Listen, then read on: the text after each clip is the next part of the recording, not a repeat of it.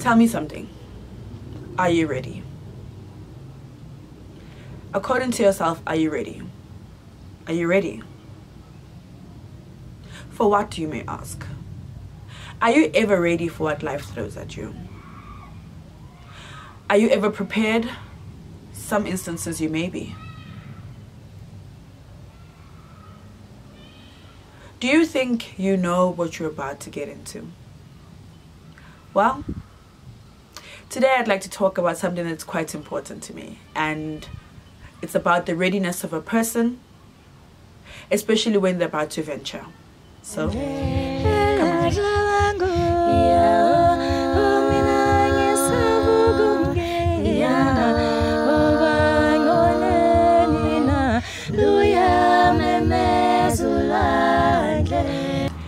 Today I'd like to introduce a new narrative to storytelling for this particular series.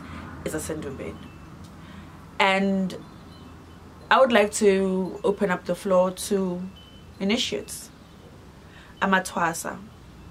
People who are currently undergoing the process of intwaso. You know, the story around you is so much bigger.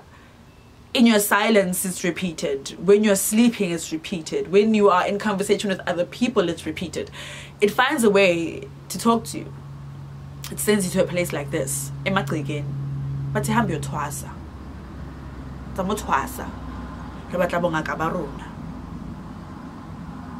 Let's talk to them. Twasa Gogo. Twasa Baba. Lekay ma'am. Thank Kwena man Gogo. My name is Gogo. I'm 20 years old and I've been Golifetlong for 4 months now. Can you please sing Molifetlong?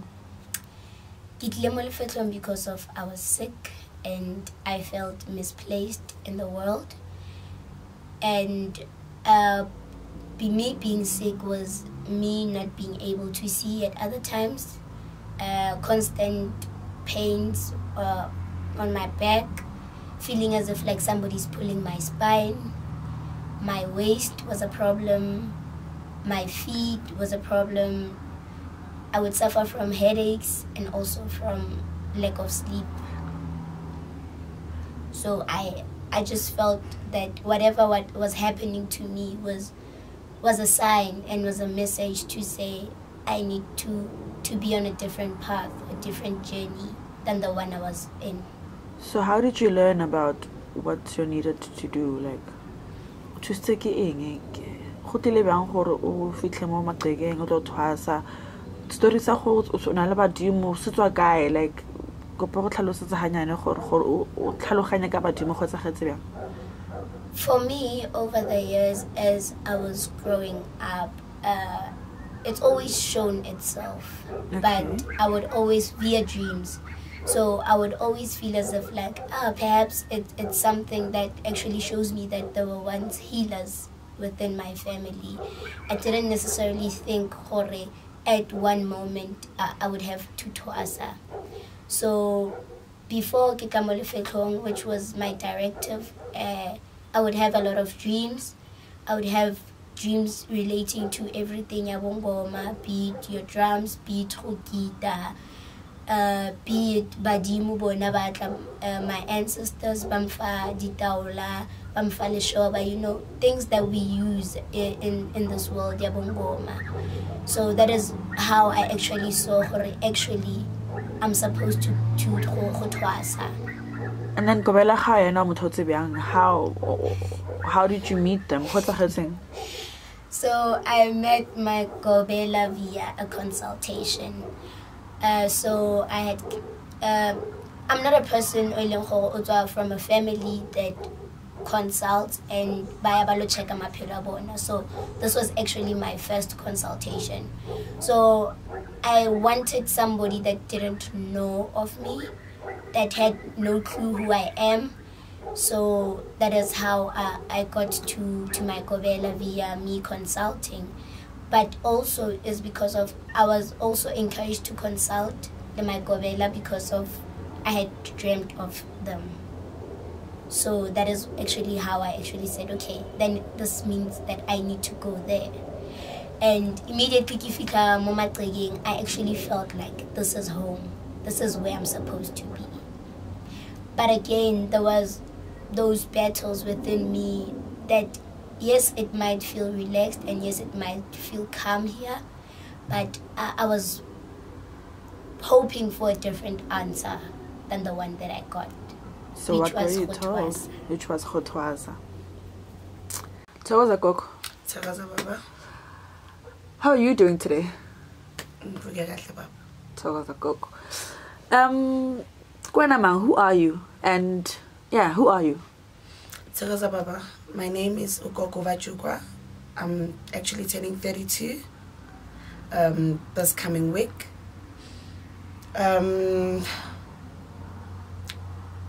I've actually come a long way regarding this journey. Like I've been here for 4 months, but I've been fully for 2. The other 2 months I would come and go back home because I started suffering from depression. I started suffering from anxieties. I started suffering from, I didn't know whether I was going or I was coming. So my story begins sometime in 2017, December. I got introduced to, not really introduced, but I got to know who I am, though I fully didn't know what I possessed, how gifted I was, but I didn't know because at that moment in time I wasn't in the hands of the right person. It really took us a very long time to end up realizing that we're not going anywhere with this particular individual, but we were grateful for the duration that she had given us, the knowledge and the know-how of that I was a sangoma. After that, I started Googling, who am I? I'm a sangoma. What is a sangoma? I didn't know the difference between isangoma and nyanga. I'm a person born out of a Christian background. I'm trying to understand myself. Even as a Sontweni, they will tell me, gunomkulu, but how Christians narrate Ogogo nabomkulu are not same as when you receiving the information via umngoma. So for me, it started then. I started going on Google. I figured what is isangoma. I figured inyanga. I figured everything else that came with. As I'm on Google, I'm given an option to go on YouTube.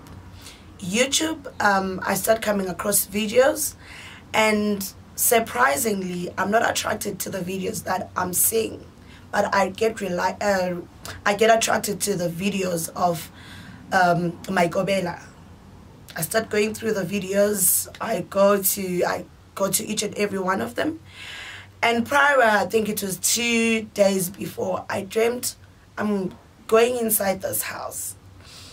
And the lady that's meeting me is either speaking Sotho or Pedi. Forgive me on the languages. I didn't know. But the setup of this of where I am today is a setup that I'd seen prior. So I go through the videos, then I see, oh, you can consult. Oh, okay. I call my sister, I get her on board. And remember, we've always known is indaba yamadlozi to be something that's very sensitive. So we're not going to go basically to anybody and everybody, because CSR or you know, still your gifts. It's because we just don't know about this journey. We are finding out about it. I get my sister on board, we make an appointment, and to my surprise, I can relate to the surroundings. I feel like I saw this before, but anyway, we go in, and as we go into Endumbeni Kakobela, I'm surprised how clean it looks, how everything is set up, because my mindset is all different towards ubungoma. That's where my journey begins. My intlolo zami ziyasho bana ngempela nginobungoma and ngihamba nabogogo nabomkhulu. And I remember my first consultation, I broke down because I was hoping to get a different story. I already knew who I was, but I was hoping she would tell me different. Well, she just cemented to everything that I knew already. And that's where my journey began.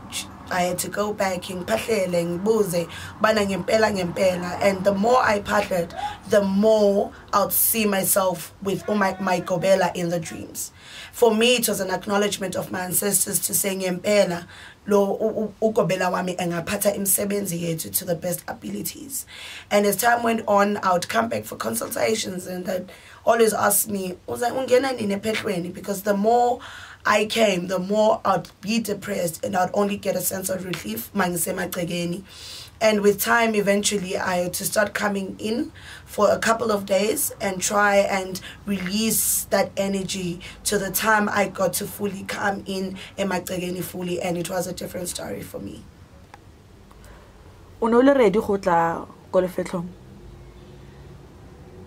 In all honesty, no, I wasn't. For me, I just thought, okay, yes, at some moment, at some point in time, I will Twasa, but I didn't think it would happen that soon. Because I remember I'd come for my second consultation, and that's when things went south, and after then, the whole topic was now changed to, when are you coming for your initiation process? So everything was just thrown at me. I felt like there was no time or room for me to breathe, because of whilst I was still concentrating on the fact that I have a calling, my ancestors want my attention, and now the whole thing to say now Twasa. So I was so overwhelmed. So another thing in Kentsa was the fact that I just couldn't do it anymore. I just couldn't fit anymore. So I was like, okay, what do I have to lose anyway, because of everything that I thought I had has been taken away from me. So I'd rather go. What do you wish you knew back then that you didn't know now? As for me, as Ungoma, I now know that izangoma ziyathandaza. We actually pray to God. My mindset for the 31 years of my life, I thought izangoma as thandazi. I thought izangoma are all associated with all bad things of the earth and the world. But I now understand that izangoma are actually, ubungoma actually is something that you're born with. It's a gift that's allocated to you before you are actually born. So it's something that you are born with. It's not something that you go and pick up on the street. So for me, I've started knowing that and understanding that I've been chosen. I was chosen before I was born. And that izangoma are not bad people. And that ungabona umuntu ozbiza isangoma esethakatha amadlozi amahle asemugili usesebenzisana, if ever they will be there, maybe laba babethakatha, it's the bad spirits, but the ones that are good have long gone. So now I know what ubungoma is a beautiful thing. Ubungoma, it's something that you have to embrace and cherish. You are who you are because they are. I was never ready. I just came and I'm like, let me check this out. Let me see if something will change or something. I just felt like I would snap at my family for no reason, and I would regret it after, to say, but this person didn't do anything. So why am I like this? So I was like, okay, fine. Maybe Lifel will give me that space and time for me to cool down. But also, I just felt like I wasn't ready. I felt like everything was happening too quick. In a space of 1 year, everything that I had thought was the truth suddenly became a lie. I found myself as if I was naked. I was naked and everybody is actually seeing that I'm naked. So it was just, I was never ready. I wasn't. Even when I came, I was not ready. I was not at all. But I feel as if had I been given an opportunity, I wouldn't have heeded my calling. Because I feel as if our ancestors know us. but about what kind of measurements they should use in order to get your attention. So for me, if everything was still going well, school was flourishing, I wouldn't even be bothered like and to say I'm grateful that you're still giving me this opportunity for me to finish my studies and do everything else that a person in my age does. So I feel like they did the right thing in terms of being harsh on me, because of if they hadn't, I wouldn't be here. And chances are I wouldn't have answered my calling further down the line in my life, because of I would have came up with so many reasons as to why not Holo Twasa. I would be like, now I have kids, now I have a job, now I have this, now I have that. So I would feel like I can't do it. So now I don't have anything. So I don't have a reason not to. But yeah, I'm grateful. Of all the things that you heard about Lefetlo, what's your experience when Ofitla? All the wicked stories that you heard, what's your experience? Well, for me, I'm a person that was not exposed to the ins and outs of Lefetlo. With every person that is gifted, I've had an interaction with, they always kept it like top secret, like you're not supposed to know like the ins and outs of Lefetlo, which I understand now. But I think one thing that they forgot to say about Lefetlo was how you get to find yourself. Like, people just talk about all the bad things, maybe the bad experiences that they had, like their gobelas maybe baba mistreated. They'll only focus on that, but they'll never tell you about how you also learn about yourself in the process. And that's what I've learned, Molifekong, is that the person that I thought I was is not the person that I am now. I've learned a lot about myself. So, and also what else? Well, I can't say it's a lie, because maybe I'm one of the fortunate peoples, whereby my Gobela is a fair person and a loving person, a person which you can share dintoliena to say, today I woke up like this. So maybe the other people are sharing their experiences as to say that Gobela was bad or whatever, because of that's what they actually went through. So for me, I think the only thing about Lefetlo for me was in terms of my ancestors. That's where I've had the most challenge with, in terms of Badimubaka and connecting with them and trying to understand certain decisions that they made. That is more where I've had a problem with, things that I've had a problem with actually, than actually to say things tsa gore Lefetlo go so a go so. As a Gobela, you find yourself very much in a position of influence. Like, you have absolute control over how a person experiences being in your presence, as a person, as an individual. Whether you're going to affect them in a way that they feel lesser about themselves, or they feel encouraged, empowered, and inspired. The conversations we keep with the people around us is absolutely important. As a Gobela, you are faced with many challenges, including the student themselves. They could be on their own agenda. But the bigger part of things is you taking care of the directive that you've been given. You're given an instruction. Umkhulise adle ntwaso kuwe. Umfundise. Umuruta ntho engwe le engwe kaofela o e tsebang le ho fetella. To me, it speaks to being afforded an opportunity to change the world, one human being at a time. Because how you treat that person is ultimately something they're going to carry out going forward, or really, really rebel against anything that brings them closer to that memory again. Na experience haka kon Twasa wasn't the greatest both times that I went. And it always went back to how the Gobela would treat the person like me.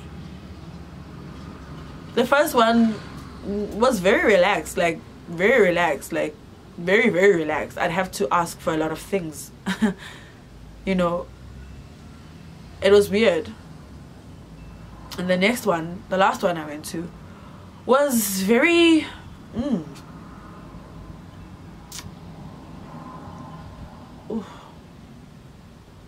she was very uncultured to just human interaction in jail. Like, she was removed. To her, you were a separate entity and you bled different. To a point where she'd be of a different culture and she'd speak a different language that I didn't understand. But we had Zulu in common, but she continued to speak her native language. I could have done the same, but where would that conversation have gone us? I'm here to learn. So if a person can do stuff like that, it speaks to them not acknowledging you as a person, like so without having to go into all the other horrendous things we go through, Ukobela has a very, very big influence. So that's one of the key fundamental things that affects Twasa, that affects the people around us that we interact with. If we're ever going to feel we're any different to them, that's when there's going to be a break of chain, of respect, mutual understanding, humility, like all of that will be gone. How can you teach a person like that? How can you be taught by a person like that? Like, Zhuang.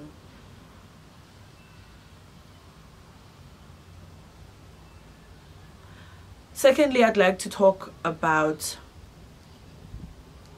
a biggest lesson that I found repetitively through my work is things will always happen.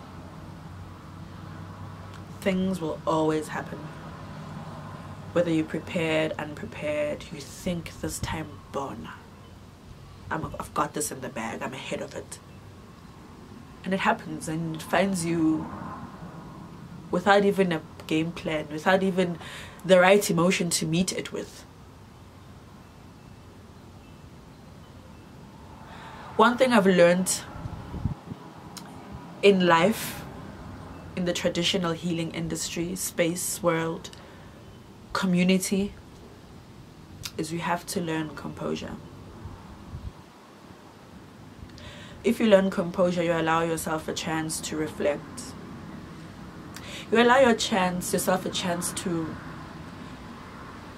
watch the things that happen to you play out in front of you. So you can make an informed decision. So you can understand it differently. So you can, think over it, mull over it at different times in different, instances. And with different company under advisement. If you're given a task and you already want to jump into it and you don't allow yourself a chance to, how do I problem solve this? What's the right way of doing it? What's the wrong way of doing it? And really think about the situation. Then you're always going to do it in a rush and quality, and then why would you do it in the first place? And what a waste of time, and oh my god. And then you feel really worse off about yourself because that was a wasted opportunity when you think back. Because you could have said, I don't know, and you move on. Can I get back to you on that?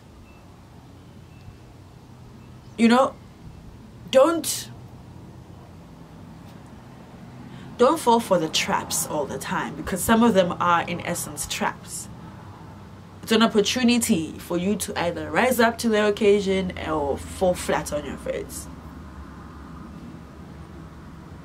Composure. Literally exhaust all the resources that you have available to you before you try and deal with it. I promise you, I guarantee you your result will be a lot better. It's still going to be very hard. this journey is a lifetime, it's lifelong. So Twasa is like a couple of months in your life. Twasa is actually the whole of your entire lifetime, because your opportunities, challenges, situations, they keep changing. You're thrown into new ones all the time. From level it's a new illness, it's a new situation, it's a new way of how they got to it, and new, interventions are supposed to be brought to you, brought by you. A different way of solving for it. But if you always rush into things, you'll always give off a lesser quality, misrepresent yourself, waste everyone's time and resources, and like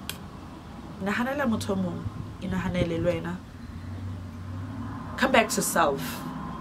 Take it under advisement, because at the time you're leaving the most biggest influencer and contributor to all of the things that are going on around you, and kebadim, the same people who send you out there in the world to begin with and say, I'm gonna sit on your back, I'm gonna sit on your waist, I'm going to impair your sight, I'm going to cause a distraction in your life and cause an upset until you go do this for me.